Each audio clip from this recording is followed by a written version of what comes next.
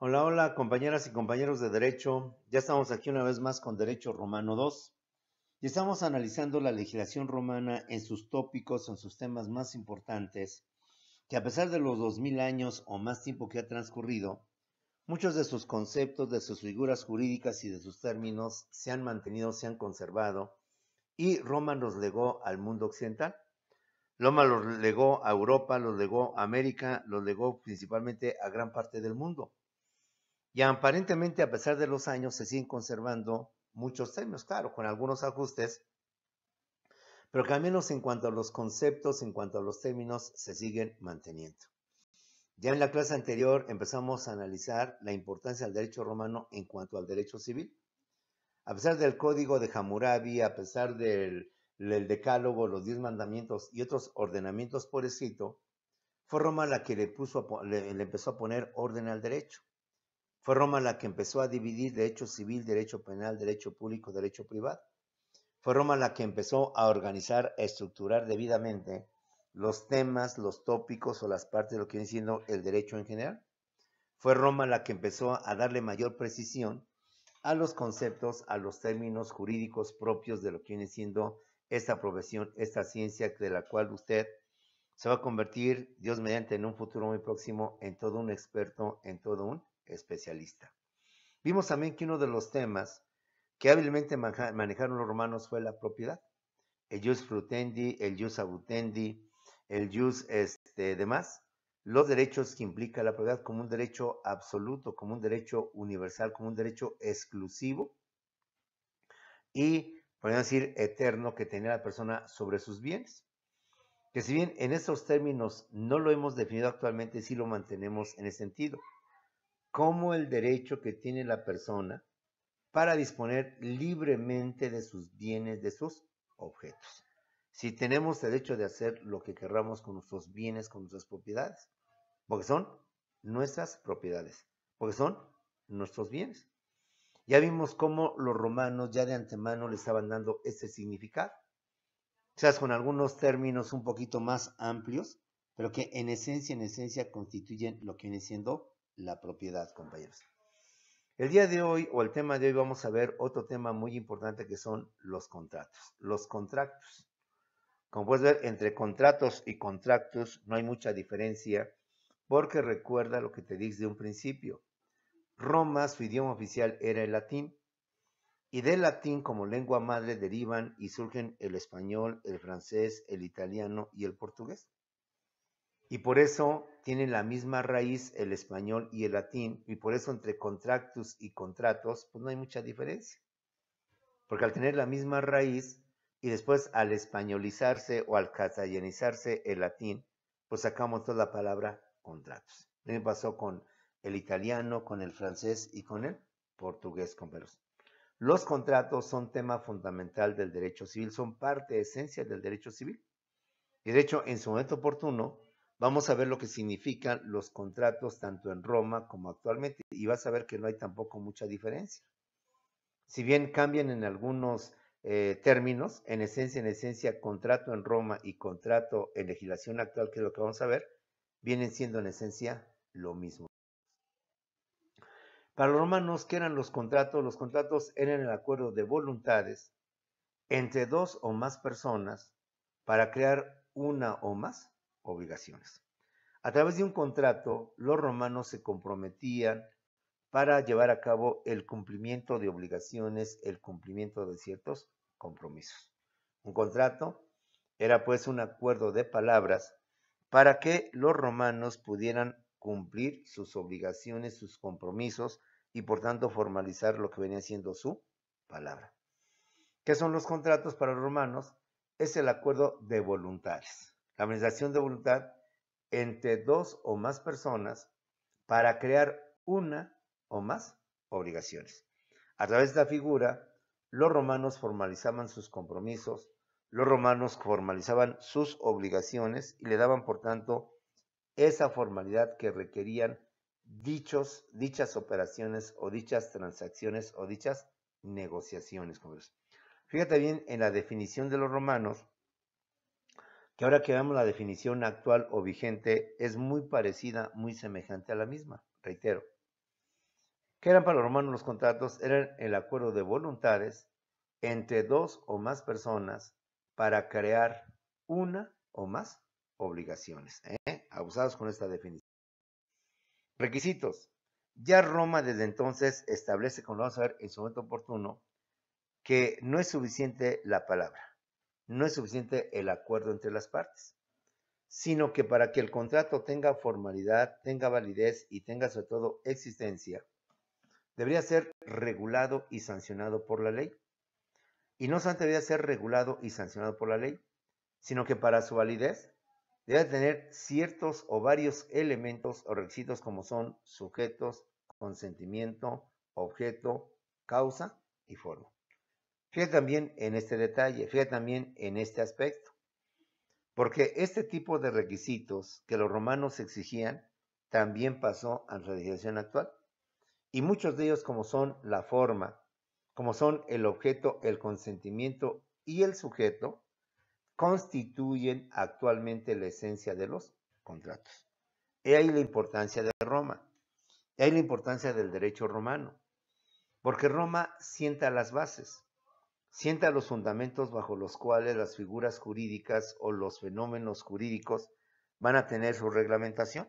E insisto, a pesar de los más de 2000 años que han pasado desde Roma hasta nuestra existencia, se siguen manejando en esencia esos fundamentos, esas bases. Y para poder entender, por tanto, el derecho actual, pues hay que entender esas bases, esos fundamentos que nos legó Roma. Sin embargo, para los romanos, reitero, no era suficiente el acuerdo de voluntades, no era suficiente la palabra entre los romanos para que el contrato se llevara a cabo. Se requería además el cumplimiento de ciertos requisitos, que los contratos estuvieran regulados y sancionados por la misma ley, y que para su validez debían de tener ciertos elementos o varios elementos o requisitos, como son los sujetos, el consentimiento, el objeto, la causa y la forma. De estos requisitos o elementos que requería la ley, obviamente actualmente también se requiere que los contratos estén regulados por el Código Civil, por la norma civil. Y como requisitos, o más bien ahora hablamos de elementos más que de requisitos, se requiere que haya consentimiento como un requisito o un elemento de existencia. Se requiere también que haya como elemento de existencia un objeto.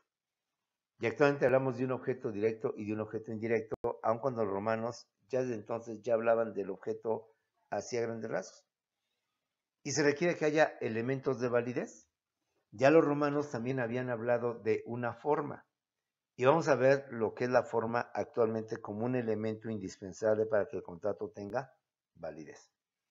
Ya la causa no es tan importante como lo fue en Roma, pero ya con estos elementos que te mencioné, nos damos cuenta de la importancia del legado o de la herencia que Roma nos dejó para ir conformando nuestro derecho, sobre todo el derecho del mundo occidental, el mundo de Europa y el mundo de lo que viene siendo el continente americano.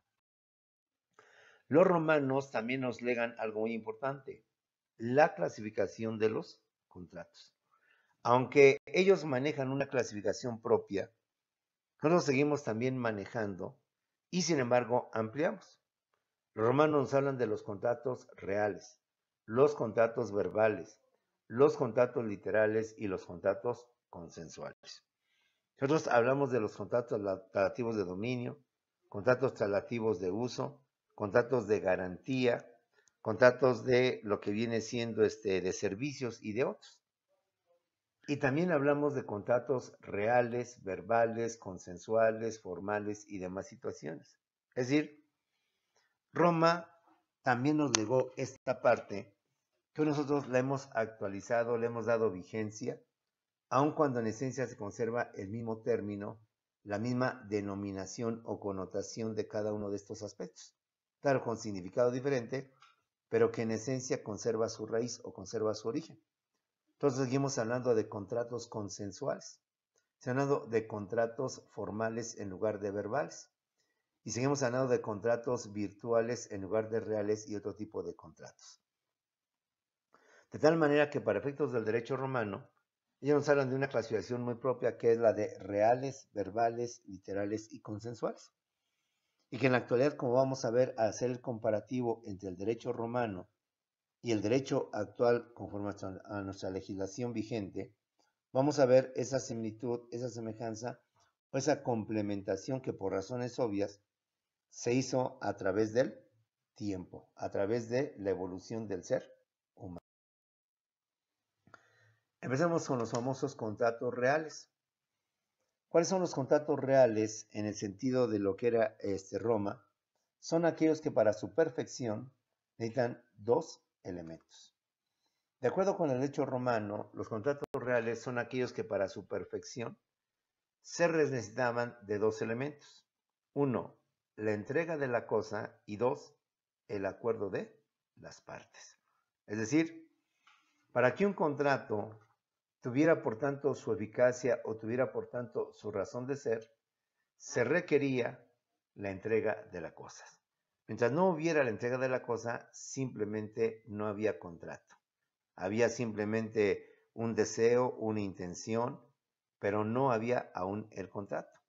El contrato se realizaba, se concretizaba o se materializaba cuando la persona entregaba la cosa, entregaba el objeto materia de la operación. Si así se entregaba, entonces el contrato ya se perfeccionaba, el contrato ya tenía su validez, el contrato era real. Pero además se requería que las partes estuvieran de acuerdo. Si las partes estaban de acuerdo en la compraventa de pieles, en la compraventa de utensilios, en la compraventa de artefactos, y además se hacía la entrega físicamente de esa piel, de ese artefacto, de esos implementos que se habían adquirido, entonces teníamos unos contratos reales. ¿Cuáles eran los contratos reales dentro del Imperio Romano? Eran entonces aquellos contratos que para su perfección, para su validez, para su existencia, hoy diríamos, necesitaban de dos elementos. Uno, que el objeto o materia del contrato se hiciera de entrega respectiva.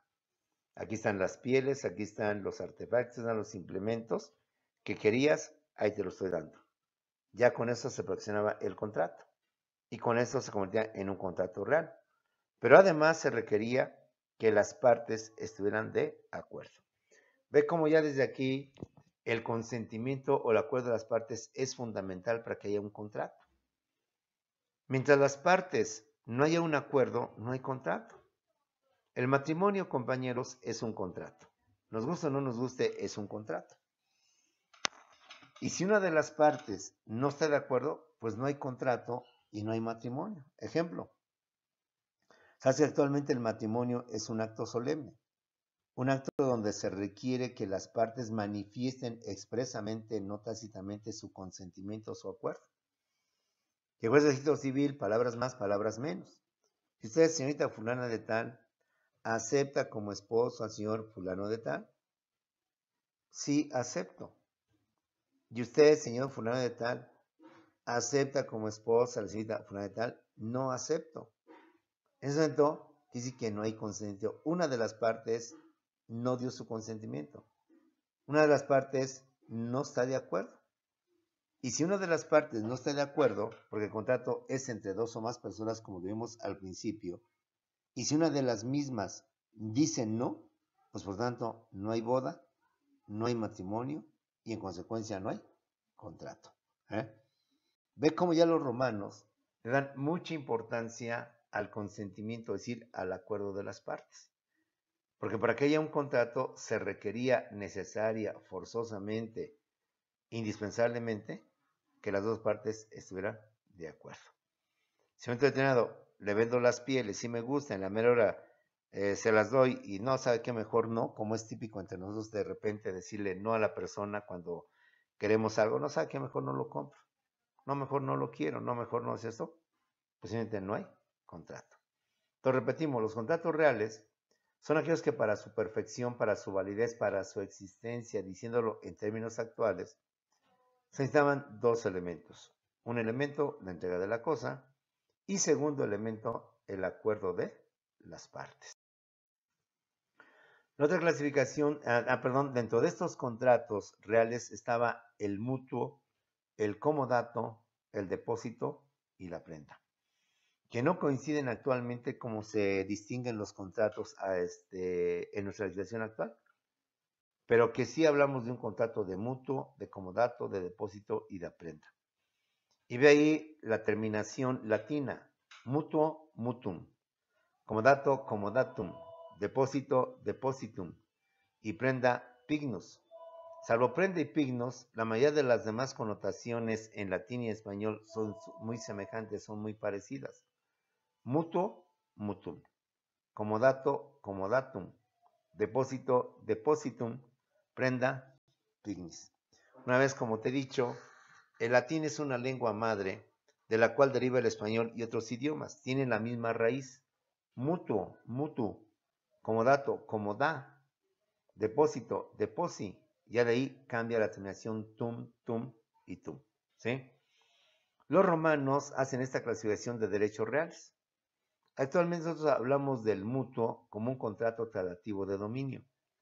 Hablamos del comodato como un contrato tradativo de uso.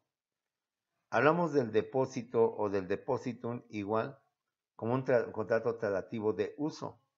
Y hablamos de la prenda como un contrato de garantía. Mutuo, contrato tradativo de dominio, comodato y depósito como contrato tradativo de uso y la prenda como contrato de garantía. Pero los romanos, ellos lo clasifican dentro de los contratos reales. Pero independiente de esta clasificación o de esta no concordancia entre los contratos romanos y los contratos actuales, lo importante es que ellos nos dejan estas bases, estos cimientos para que nosotros con el tiempo y con la evolución los vayamos perfeccionando, los vayamos mejorando, los vayamos haciendo de otra manera. El mutuo, compañeros, es lo que viene siendo el cambiar una cosa por otra, lo que viene siendo el trueque, cuando dos personas tienen que cambiar una cosa por otra cosa. Te cambio mi casa por tu finca, por tu terreno, ¿sí? En términos actuales, digamos tu coche, tu trailer por mi casa. Ese sería un mutuo. Un comodato, a diferencia de lo que viene siendo el arrendamiento, es cuando transmitimos lo que viene siendo cosas, pero bienes no fungibles. Ya hablaremos sobre esto.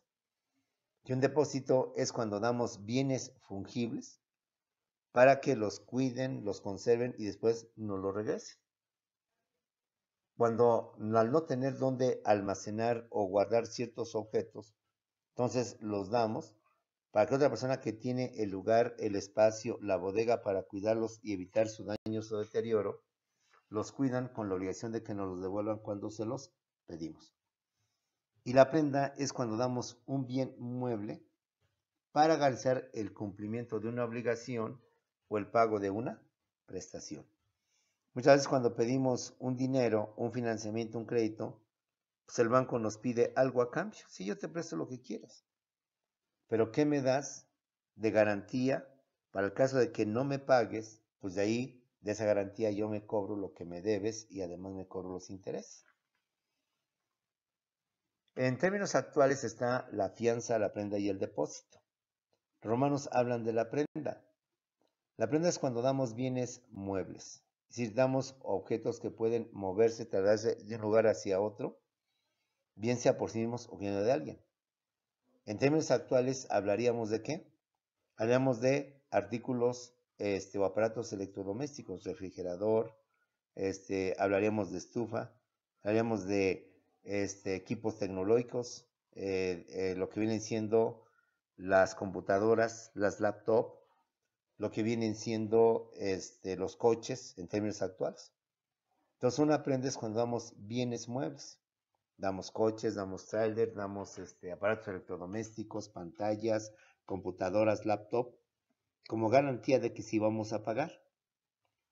Y en caso de que no, pues nuestro acreedor se apropia de esas garantías, de esos bienes, los vende o los aprovecha para beneficio propio y con eso regresa, obtiene lo que viene siendo su préstamo, dinero que nos prestó, y aparte su interés.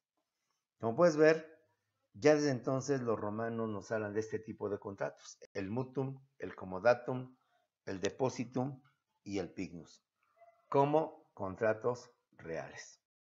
Ellos también nos hablan de los contratos verbales, los verbis. ¿Cuáles son los contratos verbales? Los contratos verbales son aquellos que para su celebración se requería de la pronunciación de palabras solemnes que hacen más formal y cierto el consentimiento de las partes. Los contratos verbales o verbis son aquellos como veremos que se requería para que fueran perfectos, fueran válidos o fueran existentes la pronunciación de palabras solemnes. Quizás este contrato lo podemos trasladar actualmente al matrimonio, ya lo dijimos hace rato. El matrimonio para celebrarse no nada más se presentan las partes y firman el acta de matrimonio y se acabó. No, es un acto en donde el juez tiene que emitir ciertas palabras solemnes, ciertas frases que deben de pronunciarse. Y los contrayentes pues también tienen que decir esas frases directamente, sí acepto. Y usted, señor fulano, tal, acepta, la señorita, tal, sí acepto. Es decir, no puede decirse nada más con un hito de cabeza que sí, o nada más con hay que decir la palabra solemne, sencilla, pero solemne, sí acepto.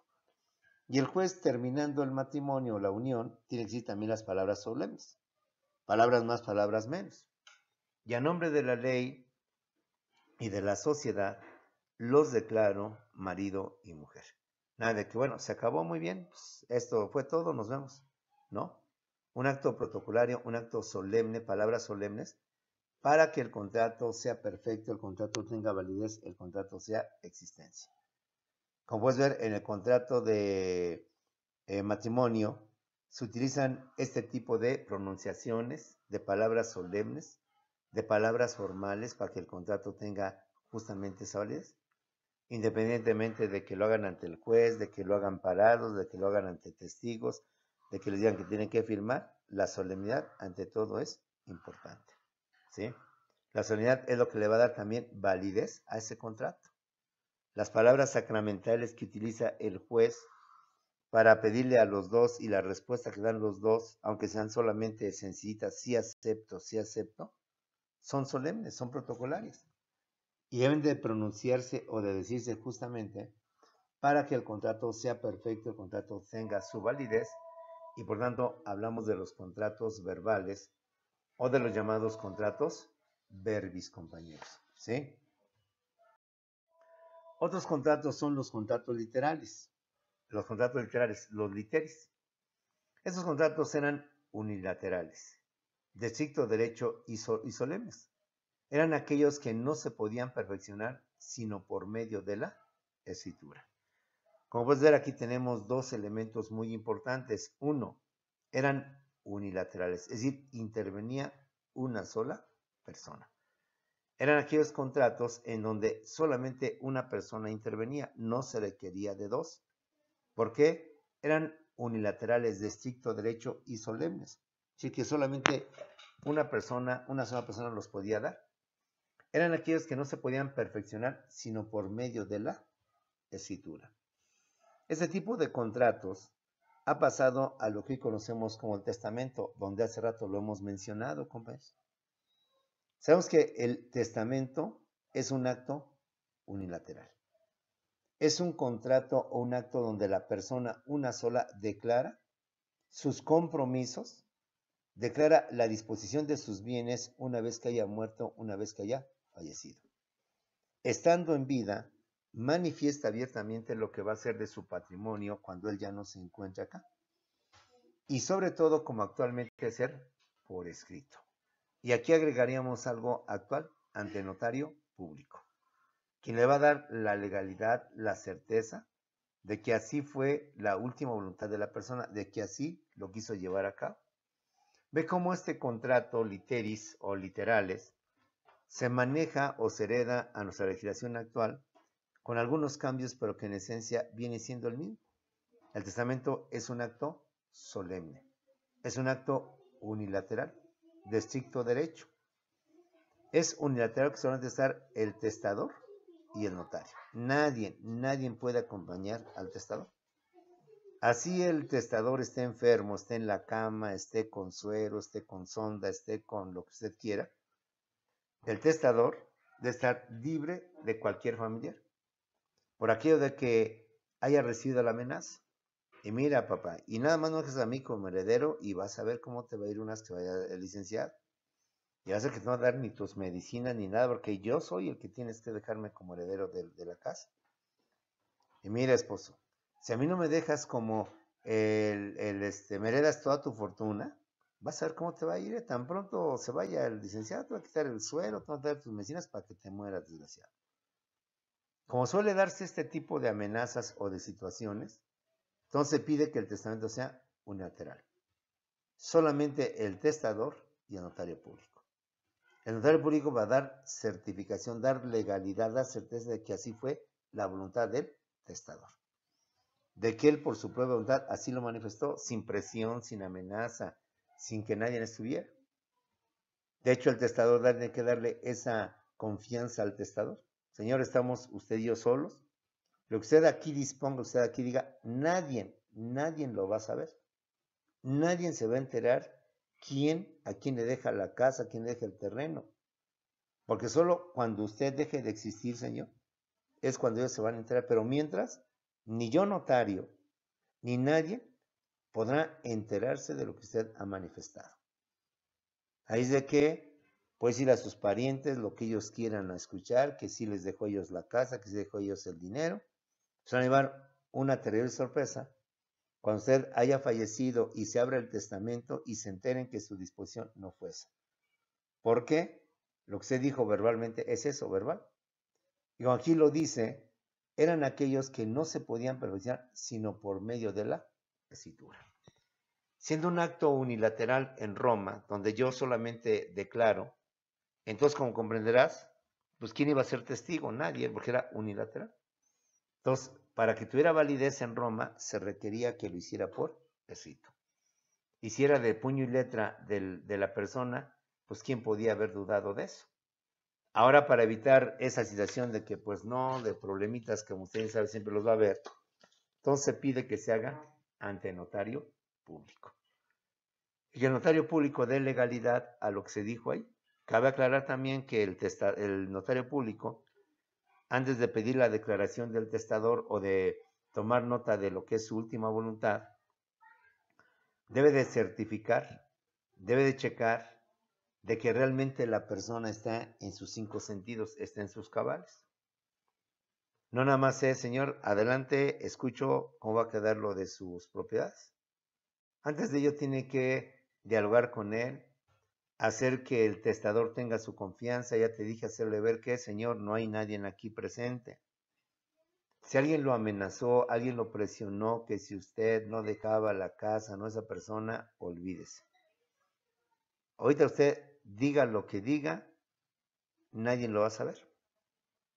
Porque yo voy a tener el debido cuidado de que nadie se entere, porque yo, por mandato de la ley, estoy obligado a no decir lo que dice, lo que usted manifestó en este testamento. Señor, usted siéntase libre, sin presión, y manifieste lo que usted desea, lo que usted diga. Pero antes de esto, pues el notario hábilmente, astutamente lo sondeará. A ver, don Pedrito, don fulano de tal. ¿Qué edad tiene usted, señor? Ah, pues 82 años, perfecto. Y seguimos ahí. ¿De dónde viene? Usted vivió, se casó 2 veces, tuvo 3 hijos, tuvo unos hijos, etcétera, etcétera. Me dice que uno se llama fulano, perengano, todo así. Te lo llevas ahí y entonces le sueltas toda la pregunta. Perdón, ¿cuántos años me decía usted que tiene, perdón? No, 80, 70, o qué caray. Entonces ahí el notario, sin ser un experto en medicina, en psicología, podrá detectar que aparentemente la persona no está en sus 5 cabales, 5 sentidos. Digo, es un ejemplo para hacerme entender, no necesariamente en ese tipo de aspectos. Otro aspecto, ¿no? Muy bien, me dice que sus hijos son fulanos de edad. Le sigo haciendo la plática. ¿Cómo decía que era? ¿Cómo se llamaba su hija mayor? No, pues que Cristina, y me había dicho que era Lupita, por fin. Entonces ya no hay concordancia. Entonces, como podemos ver o entender que el Señor no está lúcido, no está en sus 5 sentidos, tiene algunos problemas. Y entonces el notario puede posponer el testamento. Puede llamar, ahora si los familiares saben que Por el momento no puedo tomar el testamento, tráiganlo otro día, el día que ustedes crean que está bien, porque ahorita noté en algunos aspectos que disvariaba, que no se acordaba, o que me decía cosas contradictorias, etcétera. Entonces, como puedes ver, aunque los contratos literales o literis de Roma no tenían este tipo de solemnidad, de todos modos sí tenían que ser solemnes, porque tenían que hacerse por escrito, eran unilaterales, solo la persona por sí sola disponía de sus bienes. Ahora, para darle mayor legalidad o seguridad a la persona, pues como te he dicho, se tiene que hacer ante notario público para que la persona, por tanto, esté consciente de todo ello o haya un testigo, pero con fe pública, de que esa fue la voluntad de la persona. Y difícilmente podemos poner en entredicho que lo que asentó el notario. Difícilmente podemos decir que el notario nos mintió, que el notario engañó.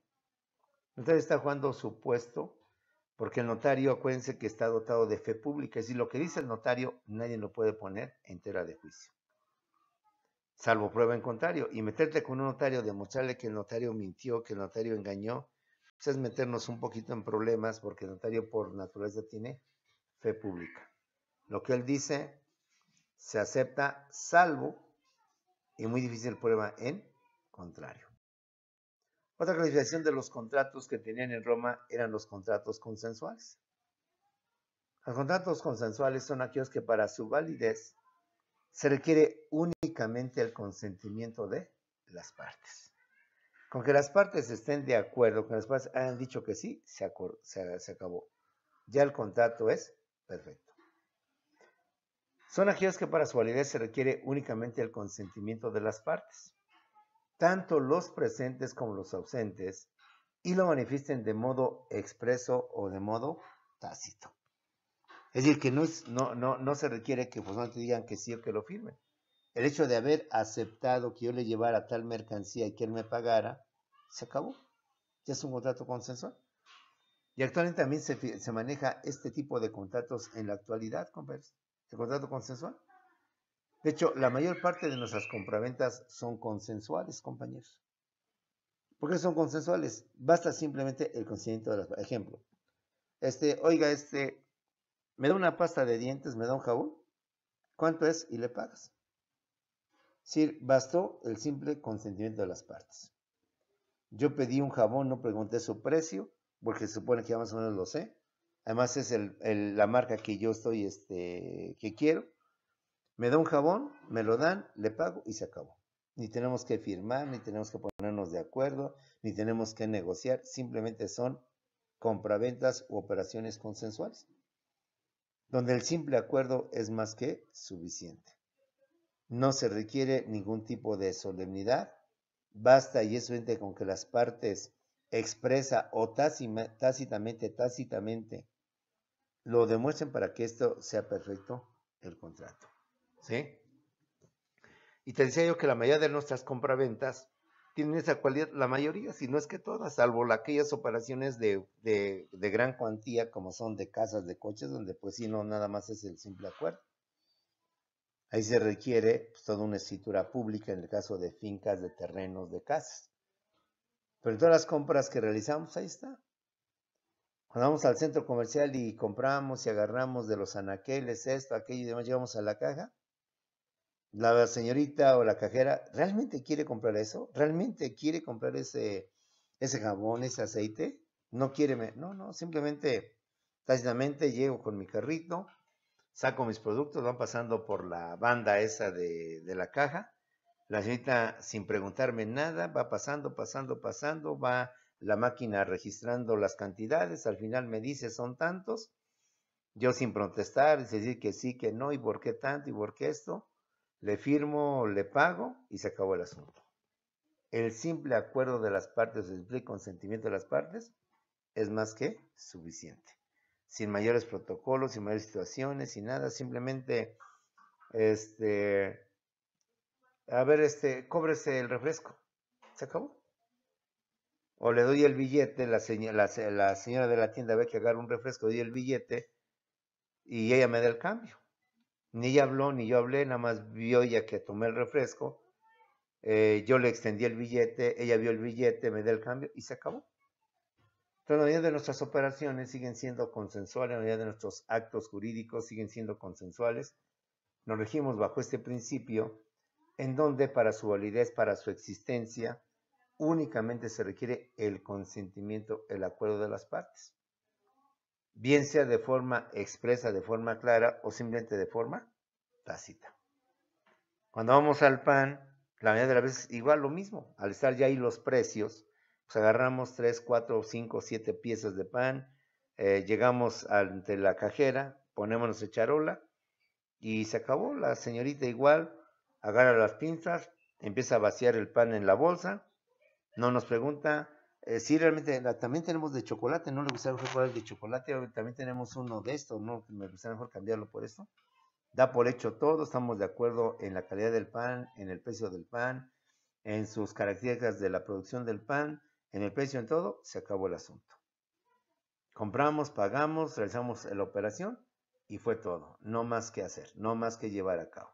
Entonces, los contratos consensuales en Roma eran aquellos que para su validez se requería únicamente el consentimiento de las partes, tanto presentes como ausentes, y lo manifiesten de modo expreso o tácito. Como actualmente la mayoría de nosotros celebramos esos contratos de forma consensual, el simple acuerdo tácito, inclusive sin ser expreso, y se acabó y se realiza la acción. Ahora, dentro de los contratos consensuales, los romanos hablaban de la venta, el arrendamiento, la sociedad y el mandato. Contratos que pasaron y que siguen actualmente manejándose con los cambios propios de las épocas. Nada más que hoy a la venta llamamos la compraventa y la localizamos dentro de los contratos relativos de dominio. El arrendamiento lo seguimos llamando así, pero se encuentra dentro de los contratos relativos de uso. La sociedad la encontramos dentro de los contratos de servicios y el mandato lo encontramos también dentro de los contratos de servicios. Aun cuando los romanos los hablaron dentro de los contratos de los contratos consensuales. La compraventa pues es la clásica operación donde una persona compra y la otra vende. Arrendamiento es cuando trasladamos el uso, el goce y el disfrute de un objeto a otra persona, pero mantenemos y conservamos la propiedad. El hecho de que yo te rente mi departamento significa que ya no es mi departamento, sigue siendo mi departamento, pero yo te trasladé nada más el uso, el goce y el disfrute. La casa sigue siendo mía, el departamento sigue siendo mío. Yo nada más lo que te traslado es el disfrute de ese departamento para que en él vivas, habites, hagas lo que quieras conforme a lo establecido en el contrato. Y la sociedad es cuando varias personas se unen para formar una empresa, para constituir una asociación, para constituir una corporación. Hay actividades, como lo hemos visto, que no pueden hacerse por una sola persona, sino que necesitamos que varias personas se unan para que el conjunto de las personas puedan realizar ese objeto que no podemos llevar a cabo de una sola manera. Ejemplo, las empresas. Sabemos que el dueño, que es el que aporta el dinero que consigue la empresa, no es suficiente. Para que su empresa pueda funcionar, se requiere que el dueño tenga empleados, tenga ejecutivos, tenga directivos, tenga trabajadores, tenga obreros. Se requiere que además tenga otro tipo de situaciones, pero lo importante es que la sociedad, para poderse consolidar o poderse conformar, se requiere que varias personas se unan y por tanto tengan ese mismo fin, cada una con sus actividades.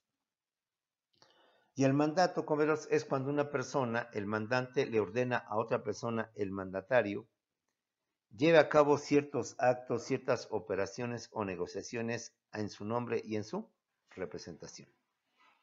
Contrato que a la fecha se mantiene y el contrato se cumple con la simple carta poder.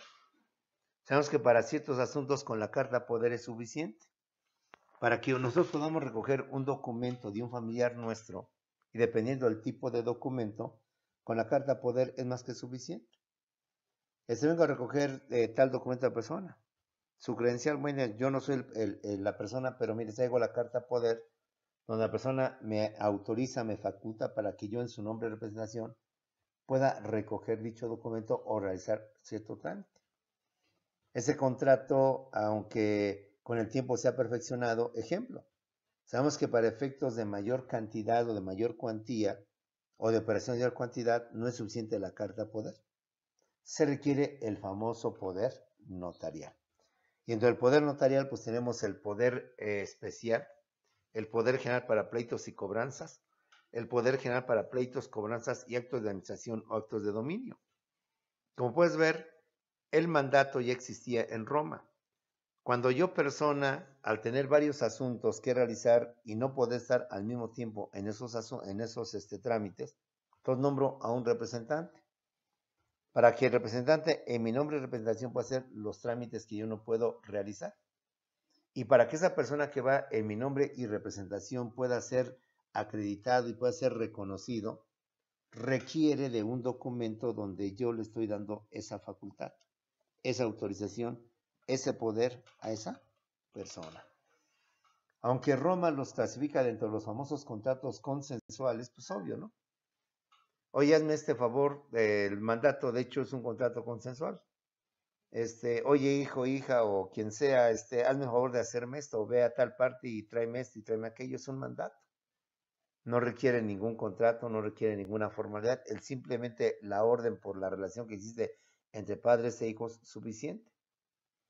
Cuando nuestro patrón o nuestro directivo nos ordena, nos manda, es eso, un mandato. Y para que me diga, a ver, ¿sabes qué? Quiero que te pases al departamento tal donde hagas esto, que te vayas al otro departamento para que apoyes a tal área o a tal persona que está muy lenta, pues no se requiere un contrato especial para cada orden, para cada mandato. Si vendo yo un contrato laboral con esa persona en la cual me comprometo a ser ayudante general o como se le quiera llamar, con eso, suficiente para que mi directivo o mi jefe inmediato pueda ordenarme, mandarme cuantas cosas quiera dentro de lo que se establece en el contrato. Entonces Roma tuvo la atención o tuvo el tino de empezar a enumerar los contratos, de empezar a señalarlos y poder ir estableciendo sus diferencias o sus objetivos principales. Y tuvo el tino porque esos contratos inclusive se conservan en su nombre, se conservan en sus términos, aunque en su esencia también pudo haber cambiado precisamente por los nuevos requisitos, nuevos requerimientos que la ciudad requiere, que solicita, que exige. Sabemos tú y yo que para comparecer ante un juzgado, ante un tribunal, ante una autoridad, necesitamos un poder especial, necesitamos que nos acrediten, no nada más es soy fulano y vengo, bueno, y tu personalidad. Entonces habría que ver si en el escrito, en la demanda o en la contrademanda aparece mi nombre, y si aparece y autorizando para oír, recibir notificaciones a las personas siguientes, fulano, sultano, mengano y perengano, aparece mi nombre, y yo me acredito con una credencial de lector donde coincide con el nombre de ahí, pues la persona está obligada a darme esa personalidad. Nada más que en el caso de Roma, el mandato lo tenía dentro de los llamados contratos de prestación de servicios o contratos de servicios. Y nosotros actualmente, bueno, lo tenemos actualmente, como contrato de servicios. Pero Roma lo tenía dentro de los contratos consensuales. Con que yo te ordenara y tú lo cumplieras, pues con eso era más que suficiente.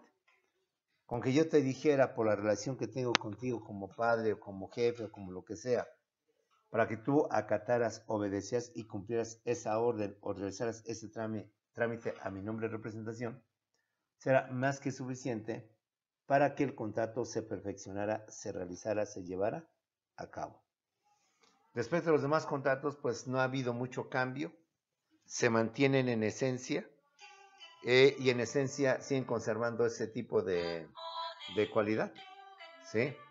Así que jóvenes, esperamos usted lo pueda llevar, lo pueda manejar y podamos ir entendiendo que Roma nos sentó las bases, los fundamentos de este tipo de contratos y que actualmente lo seguimos manteniendo con algunos cambios, con algunas modalidades, pero que en esencia vienen siendo lo mismo. Pues con esto, jóvenes, terminamos nuestra segunda clase de este día. Nos estamos viendo la próxima semana, salvo que tengamos al rato Zoom, para aclarar cualquier duda, cualquier comentario, sea de las clases, de los temas, o sea de los trabajos, de las tareas. Nos vemos, bien sea en Zoom, o nos vemos en clase dentro de 8 días, y seguimos con Derecho Romano, compañeros.